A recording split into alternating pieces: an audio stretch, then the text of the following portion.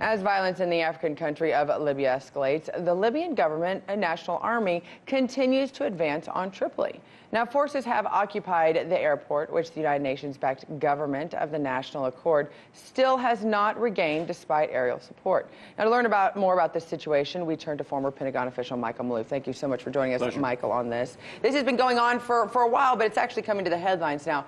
Is it a good idea at this point for the U.S. to be withdrawing its troops and all of its support staff from Libya at this time? Well, they didn't want to put them in harm's way, because you got a civil war underway here, and Haftar is the commander of the Libyan National Army is gaining a lot of ground at this point, and he's been threatening it for quite some time.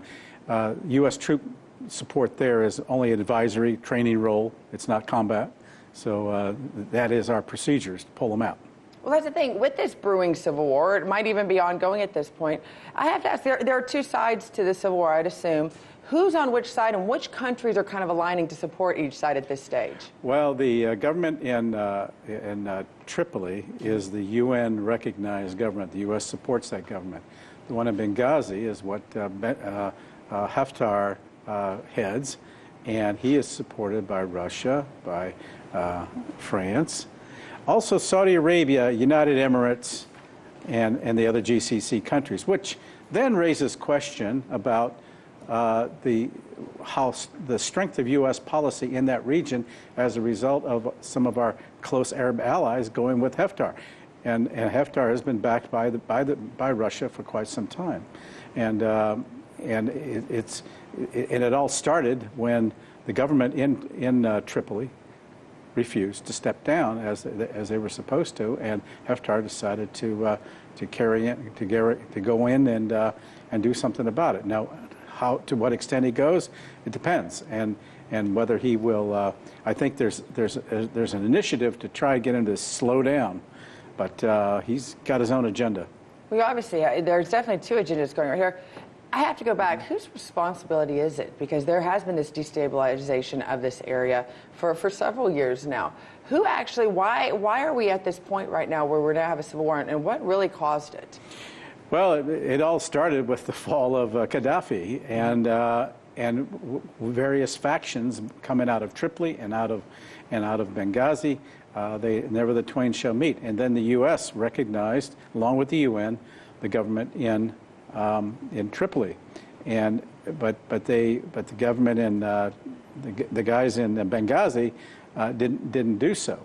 And in fact, they didn't get the memo that, by the way, the new government being recognized internationally. And secondly, the concern by Haftar is that those that are supporting the government in Tripoli are members of a lot of jihadi militants groups, local groups. Right. And he's totally against that, and that's one of the reasons he's going in. Well, it's going to be very interesting. Now, I got to switch gears with you to Iran, as we originally talked about. Secretary of State Pompeo has labeled this group, the Iranian Revolutionary Guard Corps, as a terrorist organization. They kind of want to help the people of Iran, and he says he wants to help the people of Iran get back their freedom.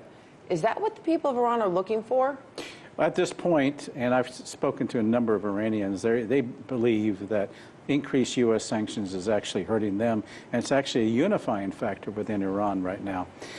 This separate issue of sanctioning the IRGC is very, very troubling, because it's a military organization, part of the government, and it puts them on par with our U.S. forces.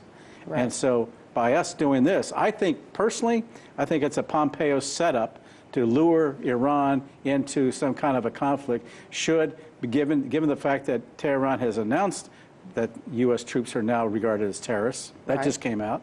That if something happens, it gives the U.S. an opportunity. Well, is that what we've done? What does this move make? Does it make it then that we can take out their leader? Does it kind of give us a reason to take out their leader and allow us to go to a war with Iran at any time? It's all Israeli driven. This is all Israeli driven. We don't look at Iran except through the prism of Israel. Well, right now, between Israeli elections, between now what's happening in Iran, and we look at what's going on with Tripoli, and our initial story, and also the threat against Hezbollah in Lebanon. So we're looking at a boiling pot. So right now, who's advising the president? Have the neocons officially taken over the administration? Oh, yeah.